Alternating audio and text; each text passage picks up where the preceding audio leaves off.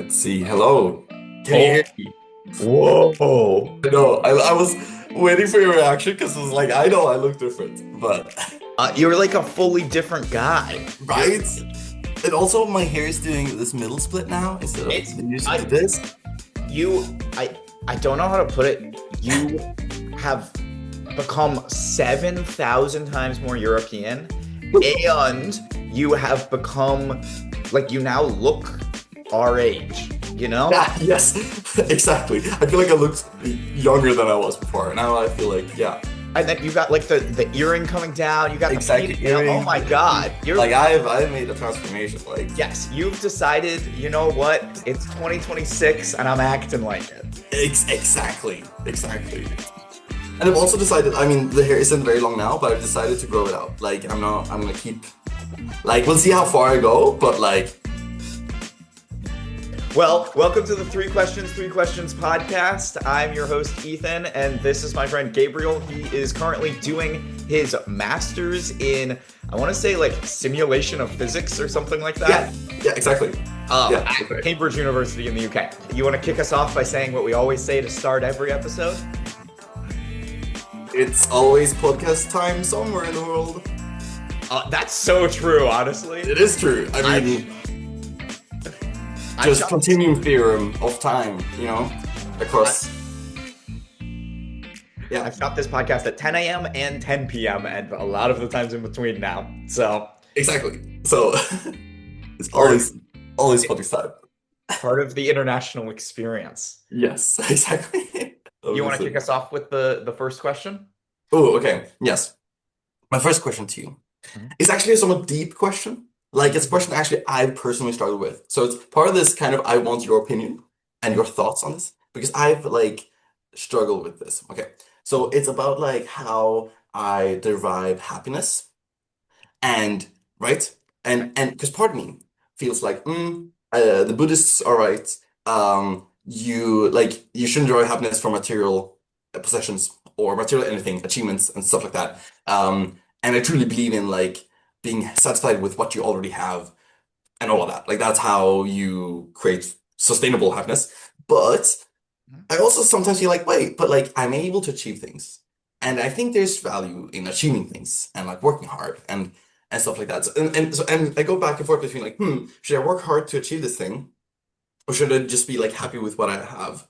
Um, and I can like see arguments for both being like a productive way to try to achieve your own happiness, if that makes sense.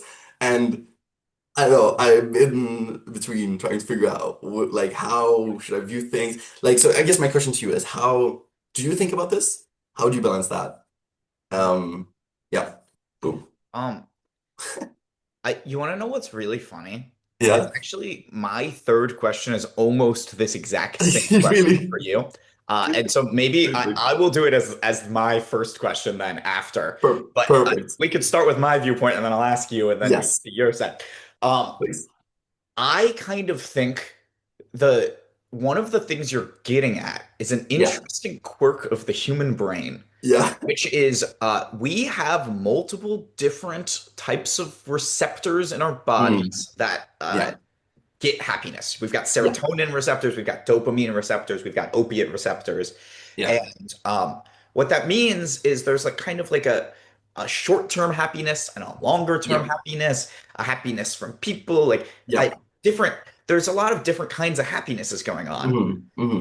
And it seems like you're saying some of the happiness is like Yeah, this longer term, like ambitious, like yeah, trying to achieve things happiness. yeah, And yeah, some of it is just like this current, like living in the moment now, like gratitude kind of yeah, happiness. Um, yeah, and like as I see it, yeah, you're trying to like you should be trying to happiness max, right? yeah, right? So like I'm like I want some of the ambition happiness and I want some of the current Yeah, happiness. Always yeah, like practicing gratitude, but I should also yeah, always be wanting more. Um, right. so I think of it, and maybe this will read better to you. I think of it Yeah, like you have an optimization function, right? right. And Yes, it's yes. probably in like this 60 vector Mm, space. Yeah. and Yeah. you're trying to like find the local maximum Yeah. wherever you can, Yeah. Yeah. however many of these happinesses fit together. Mm-hmm. And I think that's Yeah. a lot of like when old people are like talking about like how did they live a happy life? It's like, Right. well, they had friends, but they also Right. had their ambitions, but they also Yeah. had Yeah. family, and they also Yeah. like they were grateful for what they had, but then they Yeah. like and they're like balancing all of these different eggs, Right. in one Yeah. basket. Yeah. Yeah. I like that. That's a good, like somewhere in between, right? Having a combination of like of both. And I think the thing I struggle with is like how does that function look like? Because I feel Yeah. like I agree, like there's a middle path. Mhm. But like what's a linear or non-linear combination of like satisfaction with what you have and pursuit of achievements is the correct one. And maybe I'm just overthinking it and causing stress that shouldn't be there. And like literally any rough combination is fine. But also, I don't know, it doesn't sit right with me that like I want to have an optimal solution. I want to have like this is the exact kind of balance you should have, and I feel like I don't have it. That's frustrating. I mean, You I know? think the heuristic that works the best here Yeah. for me is satisficing, right? Satisficing. So it's not about trying to get optimal in every Yeah. single factor of your life, Right. but it's Yeah. trying to be happy enough with all of Yeah. it. Because when Yeah. you're Yeah. measuring so many things, you're never going to find Mm. the perfect optimal combination, you Yeah. know? Yeah. Yeah. Exactly. No, I like that. It's not an optimization problem. It's a satisfying criteria Yeah. problem. Yeah. Yeah. Okay. Interesting. So now I want to turn this on you a little bit. Yes. This was going to be Love my it. third question. Yeah. I, But I go for normally more. I normally try like easy, medium, hard. So Right. we're gonna Sorry. start I with was hard. hard. Um, so I remember you talking about what it was like growing up in Sweden Yeah. and Yeah. people being like less ambitious and very Yeah. satisfied. Yeah. Um, Yeah. and now it seems like you really have Mm. huge ambitions. You like, Yeah. and Yeah. like everything you talk about is like crazy cool and Yeah. like you're going to like you're on the Nobel Prize track. It's Well, not because math doesn't have a Nobel Prize, but like right. you know what Yeah. I mean, like Yeah. that Yeah. Yeah. sort Yeah. of direction. And I was wondering, like, what is your relationship with ambition like now? And Oof. um, Yeah. like, how do you balance the lack of Mm. dreams you were told to have as a child Exactly. with your current dreams of the day? Yeah. Yeah. Mhm. Exactly. No, and I think this is exactly it because like I was, like you said, taught to not really have super strong ambitions or super strong dreams. Like culturally, that was what's normal. And like then I've been in these contexts like Minerva and now Cambridge where my peers are insane and also very ambitious and performance motivated or like achievement motivated. Um and I think that's also caused a crash in my head and like it started I think at Minerva where I saw all my peers and they did all of these traditionally very cool things and ambitious things like big internships and going into companies and so definitely part of it is also just like me comparing myself to my peers. And part of it is for sure also like, oh, I feel like I should be doing this. I think the clearest example is like big tech internships. Like part of me still feels like a failure for not having had a big tech internship during Minerva because like I've struggled with What do money. you mean? I know, but You're like going to Cambridge. You're about to get a no, I know, master's. A of course. I master's can't in say one anything about year. like I know, but like, I think mostly from a financial perspective, where Mm, it's like I've really struggled and like I definitely could have gone like the people I taught coding year one now have big tech internships. Like clearly I had the hard skills technically to be able to do it, but I didn't. And like I've been like trying to figure out why didn't I do this? Why didn't I? And I think the real reason is just like I wasn't motivated to do it because I didn't want to do it. Um, and I thought I wanted to because everyone else was doing it. mhm. And yes, it would have been useful for me because money. But like I think that's one of very clear examples. Like I really felt like I wanted to do those things, but after some time, it's like no, I didn't. They didn't happen because I didn't want them to happen. I know, but yeah, like It so I also feel like sorry. it also feels like in that case you can kind of flip it and be like wow, I was able to give the tutoring needed to get these internships like to help other people achieve their dreams, but their dreams are not my dreams, Yeah, right? And honestly, I think that's what I find the most gratifying. Like, because I mean, I want to teach. I want to be a teacher for those reasons. Because like that, I find extremely rewarding to help other people pursue their dreams. No, and like I feel like because of this, my sense of what my ambitions and dreams are very malleable, and like I have a lot of control of them. And I think that's why I struggle with this question because I don't have a clear like, oh, this is my dream, regardless of whether I want it or not. Like I can kind of choose what my dream is. Like it's not a very rigid thing in my mind. And that's why I struggle because then it's like, oh, and then I produce this dream in my head. And it's like, oh, but I could also not produce that dream and be happy anyway. So why would I like produce this dream in my head? And I feel like that's what's biting me. The fact that like I don't have a like yeah, strong, rigid sense of a dream. It's whatever I choose it to be. Um yeah, so I don't know. It's my sense of ambition and dream is what I want it to be. Yeah. And that's hard. I wish kind of someone else picked for me or something else. Um, Uh, yeah. Prof. Oslook, one of my operations professors, uh, said a dream is a story you tell yourself. And he was basically like, "You're really in a snappy mood today." Sorry, yeah. No, he basically said like you can just kind of make it up, and you should make it up. Give you Yeah, that like direction to point towards. yeah. And it sounds like that's kind of what you're struggling with right now is the how do you make it up? Exactly. Mhm. And I think like to work really hard for a dream, you need to be a bit delusional. You need to be like, do you get me? Like, Yeah. and so strongly believe in it that like this is the important thing. And like you can still pursue a dream that isn't like that. But to achieve like really, really cool things, you need to like work hard and you need to be a bit delusional about it. And I think that's the thing I'm having struggling to channel when I'm so aware that my dream is made up, kind of, you know? And and I think probably that's okay. But it's just like I wish I could channel this Mhm.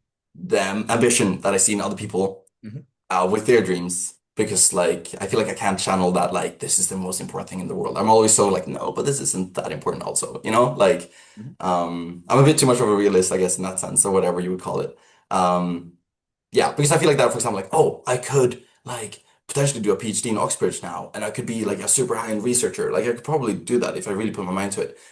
But then it's like, oh, but also like that's a dream I'm just making up right now. Like I Mhm. could also not.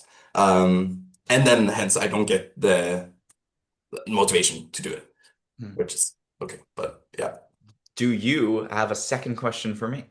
I do have a second question. Increasingly difficult and serious. Oh no. Which animal, according to you, makes the least sense? Like it just doesn't make sense. You look at it and it's like, no, that's bad creative design. Like clearly they didn't know how this world worked, you know? Which animal? That's one of the best questions that has ever been asked on this show. Okay, I know the answer. Let me tell you about sloths. Okay, so Which kind of sloth? Like the sloth we have today, or like the giant sloth back in the day? I'm talking about the current kind of sloth. Sloth, Okay, current sloth. that Yeah. here's the deal with sloths. Okay, Yeah. they live on trees. They hang on the trees. They eat Yeah. leaves. They're super, super, super slow. They Yeah. have basically no predators up in the trees. Yeah. And they have evolved so that when they go to the bathroom, they have to climb down the tree, go What? to the ground, stand on the ground, go to the bathroom on the ground where their predators are, move slowly, get killed, or climb back up the tree to eat the leaves. I feel like as a I don't extremely stressful they experience, what? extremely stressful experience to go. Why don't they just poop off the tree? Exactly. What's the problem? Just poop. Just do your biz. Do your biz. So that's one that really doesn't make sense. That Yeah. every time I hear about that, it just makes me really annoyed. Yeah. No, I agree. They're very and they eat like very non-nutritious food, I think, right? It It's just leaves. it leaves, exactly. Like so they're not even like and that's why they need to be slow, I think, right? Because they need to save energy and like Yeah. Another good one like that, pandas. yeah, similar category. Yes. Like Pandas, mm, they originally evolved to like be omnivores, but then they yeah, slowly ate more and more bamboo. Now they spend like 99% of their time just eating bamboo, and they refuse to reproduce. They hate it. Imagine an animal that hates reproducing so much that even when put in an enclosure in perfect situations, a male and a female, they will not reproduce. Pandas, like, they want to be extinct. This is one proto panda that just got a sick craving for bamboo, and it worked, and it permanently altered their evolutionary path. You know, I just woke up like, I want bamboo, and that's it. Now we have pandas. Have you got a worst animal in mind? Ooh, um, I mean, I think um, sloth is a good answer. I'm also thinking about, oh, I forget it. If I tell you Hank Green fish, do you know what fish I'm talking about? The mola mola? Yes, exactly. I'm a huge fan of the mola mola, though. I was Yes, I'm before. also in the fan club for sure, but Mhm. also does not make sense. Also Yeah, very silly animal. it makes some sense. I don't Makes know. no sense. But I mean, it makes sense. Like sloth also makes sense because it works, you know? If it Yeah. works, don't fix it, you know? But they're very silly, at least. Like if I saw someone try to make an animal and they made any of these, I'm like, no, make something more realistic, you know? Someone messed up. Yeah, yeah, Speaking of yeah. messing up, here's my next question for you. Okay. Amazing. This was supposed to be the first question, so it's like the gimme easy question. Okay. Yeah. For the audience that doesn't know, Gabriel is obsessed with black licorice. Okay. Gabriel also likes a food called surströmming, Yes. which is a very, very stinky fish in a tin. Yeah. Uh, Fermented herring. so, Mm. why do you like such strong tastes? That's it. That's the whole question. Why do you like such strong tastes? Okay. So partly, of course, it's cultural. Like I was fed this as a kid. And especially Surströmming. You need to be trained to do this. And it's like learning a language. You know, you can make a kid learn language when they're young, but after a certain age it's gonna be hard. And same thing with Surströmming. It's a challenge. You have to have a very plastic brain to to accept this taste in your palate.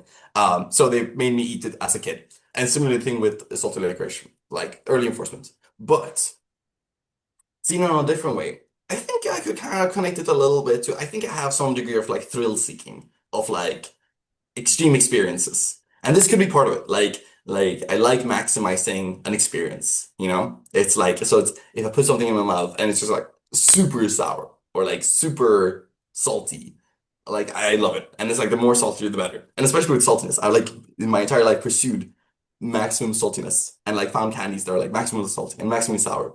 The only thing is chili spice, like hot. That's maybe one day I'll get there, but I'm very Swedish in that regard. Cannot handle. But I think thrill seeking and culture, that's my answer. Did you like those Taiwanese salted lemon candies? Oh, wait, which ones? They're like Did it's essentially just like a chunk of salt with a little lemon flavoring. it sounds like I would love it. It sounds perfect. I okay. I'm not sure if I had it. I don't remember. I feel like I would remember if I had it. Probably. No? Hmm. Hmm. No. Okay. No. Yeah. Yeah. It pretty much goes back to ambition again. Yeah. You just got the same like goal of Exactly. maximizing Maximize the everything. flavor experience. Yeah. Exactly. Yeah. No, precisely. Mhm. Uh, Yeah. are you ready with your third question for me? I'm ready for my third question. This is now again a little bit of a deep question that I have to explain a little bit. But I read this very small book on complexity theory Yeah. because I'm getting more into complexity theory recently. And in the book, they talk about the Vienna Circle. I don't know how much you know about it, but it's basically during some time period in Vienna, there were a lot of like significant scientists, whatever, and they had a circle where they like discussed scientific things. And it's important because they kind of gave birth to the modern like cultural idea we have of scientific discovery, of like what counts as science and not science. Like when we say something is non-scientific, Yeah. like oh that's non-scientific, that kind of stems from those people and like their idea of like oh this is not scientific and this is scientific. Um, Especially at the time, things like metaphysics, like kind of mixing in philosophy into physics and math and all of these things was more of a popular idea. And then with these people, they were like, no, metaphysics is not science. And like, it has to follow the scientific method very clearly. You can't involve any subjective like evaluations into your science, which they feels very obvious and feels very natural and feels like, of course, that's what science is. It's supposed to be objective, not subjective. But this book kind of questioned it a bit. I was like, like this is the culture we're living in right now. We could be in a different culture. Like objective scientific method kind of discovery is one type of discovery, but why are we completely disregarding like a more subjective approach to knowledge discovery? And it's kind of connected to Gödel Bach because Gödel Bach, a book we both read, which is quite metaphysical, quite like philosophy mixed with physics and math and consciousness and all these things. And it's like a lot of subjective ways of approaching things. Um, do you think, Mhm. like, where are you on the scale? Like, yeah, scientific method, main way to get new discovery. We're in a good balance right now. We're kind of correct in disregarding subjective approaches. Yep. Or do you feel like, no, we should legitimize like meditation as a way of knowledge discovery or in general subjective, including subjective opinions in our like Mhm. high level knowledge discovery of science or whatever? Sorry, very like technical question, but Um, so I think when we're talking about objective and subjective experiences, I think yeah. the problem is when we allow Mm, subjective experiences yeah. to be treated as objective experiences. Right. So, Yeah. like, for example, let's take Mm, RFK Jr. as an example. yeah. He has all of these like weird fad diets that he's on. He Yeah. only eats meat. He only eats from Yeah. like whatever hour to whatever Yeah. hour of the day. Yeah. He believes in only consuming non-pasteurized milk, Mm, right? mhm. And Yeah. he's had this subjective experience that it really like made him feel better and made him feel Mm, smarter and made him mm, stronger. yeah. And you know what? Yeah. Okay, cool. You had this subjective Yeah. experience, and that's Yeah. interesting, and that's okay, and I support that for Yeah. you. Yeah. Yeah. Problem is then when that subjective experience makes Mm. its way over to him claiming that that is objective fact, Yes. like Yes. they say the plural of anecdote Yeah. is not statistic, right? Ah. And in this case, we have one anecdote and we Yeah. are acting like it is statistical truth. Yes. Now, Yes. if we wanted to go Mm. and prove it, we could take Yeah. a very large sample size Yeah. of it, create a randomized Yeah. controlled trial, like Yes. use the techniques that we have in our Yeah. toolkit or develop Yeah. new techniques in our Yeah. toolkit to attempt to prove that this is actually something that happens. Yeah. Um, and then I would be willing to say, yes, that's an objective fact. But Right. when we take that subjective truth, we treat it Yeah. as if it's objective fact, and then we Yeah. legislate based off of it, then that's Yeah. the biggest problem. Yeah. Because Exactly. now we have like the FDA, but Yeah. making claims that you Yeah. shouldn't be pasteurizing your food, and then it's making all these people sick. And there's Yeah. like these Exactly. infant formula mortality issues all of Yeah. a sudden that Yeah. weren't there because we were trusting what was objective fact Yeah. rather than subjective opinion. Yeah. Yeah. Yeah. No, That's one that's a very good point. Yeah. that's one side of things. Yeah. The other side of things I think about is like indigenous knowledge, right? Yeah. And Yes. Yeah. these are like there are some things that Mm. scientists will like act like science has discovered when Right. really what they did is they took what was indigenous knowledge Yeah. and they just like synthesized the compounds out of Yeah. the spices that they were using or Right. those kinds of Yeah. things. Yeah. Um, Exactly. and so I think part of it Mm. is the only way for us to have hypotheses in Yeah. science is for us to Yeah. start with subjective truths, right? Right. And Right. Yep. I kind of think that the goal of science is to then go and prove the subjective Yes. truth. And Right. so there's like this give and take where it's Yeah. like science should feed out of subjectivity, Right. but Yeah. the Conclusion should be based on objective reasoning or like, yeah. yeah, that's where I'm at. Yeah. Yeah, exactly. No, and I think that's very true because I think like of course objective like reasoning that leads to objective truth or like statistically objective truth is like more valuable or more infallible than like the subjective version.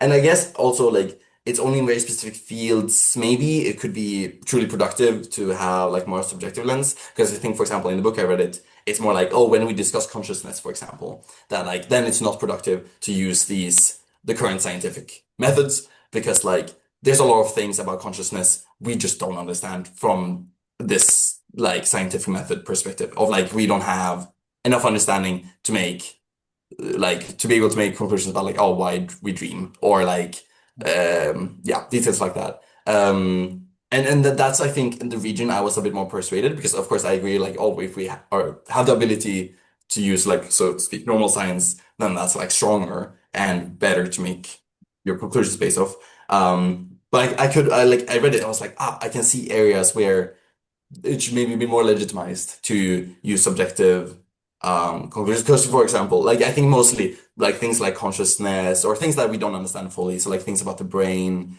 Mhm, um, where mhm, like subjective introspection actually is a very useful form of mhm, gathering information about the brain. I think about Claude Shannon, like the guy that invented like information entropy mhm, like he looked at the entropy of language mhm, and like the expected letter after each letter and so on. And initially he did his research through interviewing people and giving them letters and then asking like what's the next letter and like I don't know for me it's a similar way like he's probing a human brain mhm. of information to try to understand the human brain and like that's kind of the only thing we can do with brains because we're not at the stage where we can dissect them and analyze them on a neural level. I know. I think it's I'm also like unclear on like the value of subjective choosing subjective methods. I kind of think in those cases, it sounds like you're starting with the subjective, you're Yeah, learning from the subjective, and yeah, eventually you're working towards getting the objective because we don't right. have the Yeah, objective yet, right? exactly. Yeah, And I yeah, think that's very valuable. And yeah, really, right. Exactly. especially in Yeah, like consciousness studies, it makes sense right. for us to be doing more exploratory research before we do Yes. more Yeah, like specific research. I don't know. yeah, yeah, But yes. yeah. Okay. My So, final question for you, and the final question for this episode. You um read a lot of math papers. You like read a yes. lot about math.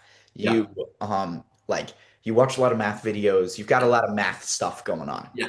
Yeah. Right now, what's your favorite math concept? Can you explain it to me and explain it to Oof, our viewers?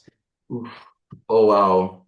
Or alternatively, what's been a good math paper you've read recently? Yeah. Oh, that's really, really a good question. I like that. Ooh, it's a hard question. Um, I think, hmm, it's good. I mean, okay, so recently, oh, like, okay, it's hard to pick from. There's so many interesting math concepts, but like recently, I've done a lot of work in space spinning curves. So Mhm, it's more that is a recency bias. This is the papers I've been reading recently and the books and so on. So it's not necessarily the most interesting concept, but a very beautiful one. mhm, Because I found myself be more like, okay, what do I want to do? I want to pursue beautiful things, and for me, beauty in mathematics, like, and that's why I'm hoping to do my PhD. Like, and that's also what I found very satisfying with spacing curves. So spacing curves is basically a fractal. It's a line that moves in a certain way, so that when you zoom in, there's infinite detail, and it like fills the entire like 2D space. So like you have a single line and it fills a square. So no matter where you point on the square, there's a line there. So yeah, has infinite detail. And I don't know, I just found them very beautiful. And it's one of those cases where it's like not necessarily super applicable in a lot of areas. It's just a beautiful thing. And but that's also what I really enjoy was like, wow, this is on its own just beautiful. Um, yeah, if people want to look it up, Hilbert curve is specifically a curve I've looked into a lot, and I'm using in my research right now to make simulations happen faster. Um, yeah, I think that'll have to be my answer. Spacing curves in general, like just beautiful things, fractals. Um, Do you have any other kinds of curves that I should just put on screen right now? Ooh. Yeah, Hilbert curve, dragon curve, very Right. nice. Sierpinski curve, also good curve. Sierpinski, that's the triangle, right? Exactly, exactly. And the Sierpinski curve is a curve that curves like the Sierpinski triangle, kind of. But it's also a spin curve. Um, and And don't they have like dimensions between one and two? Like exactly. I Yeah. Well, think. the fractals do in general Mhm, because exactly, that's right. So like the Sierpinski triangle, it has three copies of itself mhm, inside itself, while yep. a square would have four copies of itself. Mhm, So because it has four copies, mhm, if you scale it down by half, that means the dimension is two yep. because it's square root of four. Mhm, And the Sierpinski triangle has three copies of itself. So then you'd instead do square root of three, and that would be the dimension of the Sierpinski triangle. Um, mhm. yeah. So Interesting stuff. yeah. Okay. Well, thank you for coming on to my podcast, Three Questions. Thanks. Do you want to go ahead and say what we always say at the end of every episode? You know what you always say, slots don't make sense. Sloths don't make sense. You Slots heard it don't here make sense. first. Uh, Yeah. if you liked this video, hit that like, and if not, you can blame my brothers. If you like the video, hit the like, and if not, you can blame my brothers. Blame my brothers.